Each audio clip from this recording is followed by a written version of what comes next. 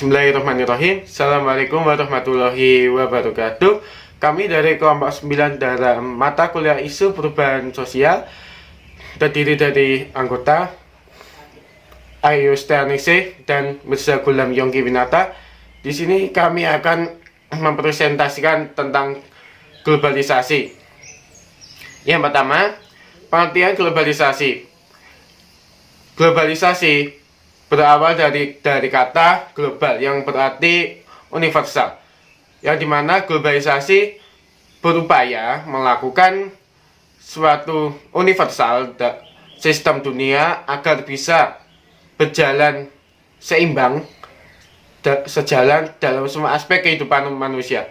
Di dalam globalisasi ada juga pengertian secara umum, yaitu globalisasi merupakan suatu proses di mana hubungan sosial dan saling tergantungan antar manusia di dunia. Di dalam globalisasi itu pengertiannya secara umum seperti itu. Globalisasi memang diambil dari kata global dan yang artinya universal.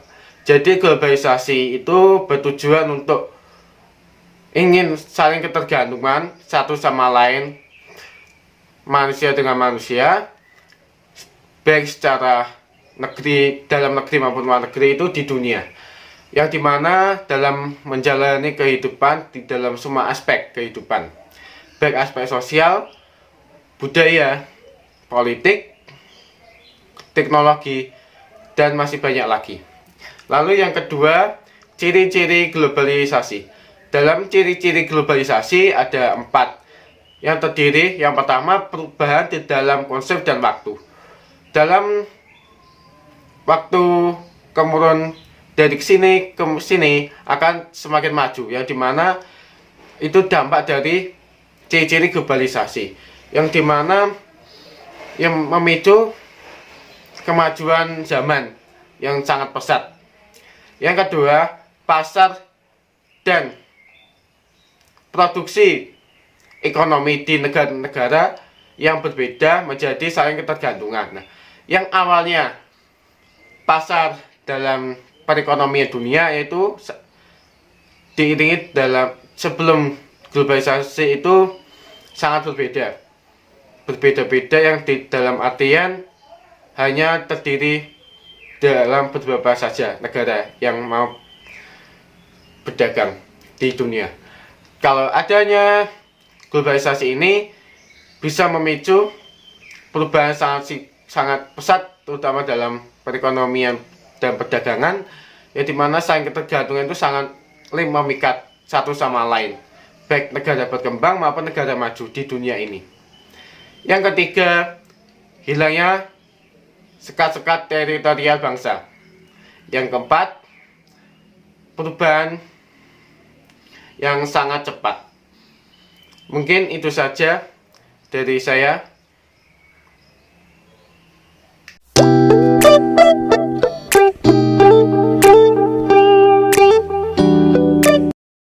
Poin C yaitu gaya hidup masyarakat setelah adanya globalisasi.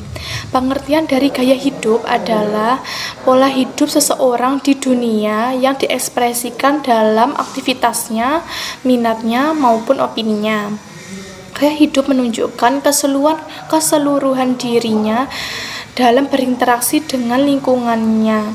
Gaya hidup menggambarkan sebuah pola seseorang dalam beraksi dan berinteraksi di dunia. Faktor yang mempengaruhi gaya hidup itu ada 2, yaitu faktor internal dan faktor eksternal. Faktor internal yang mempengaruhi gaya hidup yaitu yang pertama, sikap. Sikap adalah suatu keadaan jiwa dan keadaan pikir yang dipersiapkan untuk memberikan tanggapan terhadap suatu objek yang diorganisasikan melalui pengalaman dan mempengaruhi secara langsung pada perilaku. Keadaan jiwa tersebut dipengaruhi oleh tradisi, kebiasaan, kebudayaan, dan lingkungan sosialnya. Yang kedua yaitu pengalaman dan pengamatan. Pengalaman dapat mempengaruhi pengamatan sosial dalam tingkah laku. Pengalaman dapat diperoleh dari semua tindakan di masa lalu dan dapat dipelajari. Melalui belajar, orang akan mendapatkan pengalaman. Hasil dari pengalaman sosial akan dapat membentuk pandangan seseorang terhadap suatu objek. Yang ketiga yaitu kepribadian. Kepribadian adalah konfigurasi karakteristik individu dan cara berperilaku yang menentukan perbedaan perilaku dari setiap individu. Yang keempat yaitu konsep diri. Konsep diri itu adalah faktor yang menentukan kepribadian individu itu sendiri. Karena konsep diri itu merupakan frame of reference yang menjadi awal dari perilaku. Yang kelima yaitu motif. Motif itu perilaku individu muncul karena ada. Yang ketiga yaitu kepribadian. Kepribadian adalah konfigurasi karakteristik individu dan cara berperilaku yang menentukan perbedaan perilaku dari setiap individu. Yang keempat yaitu konsep diri. Konsep diri itu adalah faktor yang menentukan kepribadian individu itu sendiri. Karena konsep diri itu merupakan frame of reference yang menjadi awal dari perilaku. Yang kelima yaitu motif.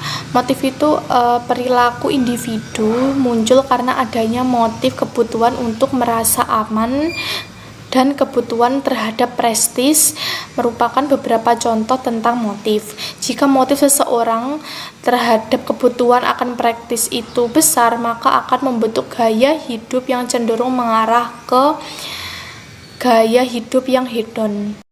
Yang keenam yaitu persepsi. Persepsi adalah proses di mana seseorang memilih, mengatur, dan menginterpretasikan informasi untuk membentuk suatu gambaran mengenai dunia.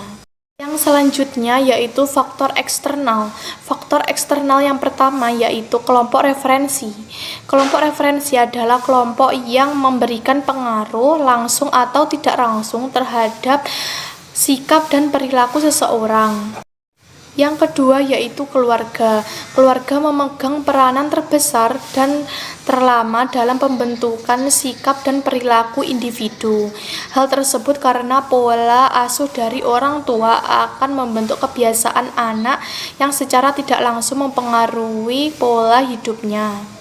Yang ketiga yaitu kelas sosial. Kelas sosial adalah suatu kelompok yang relatif homogen dan bertahan lama dalam sebuah masyarakat yang tersusun dalam suatu urutan jenjang dan para anggotanya dalam setiap jenjang itu memiliki nilai, minat, dan tingkah laku yang sama. Sekian dari kelompok kami dalam mata kuliah perubahan sosial. Bila ada salah mau dimaafkan. Sekian dari kami. Wassalamualaikum warahmatullahi wabarakatuh.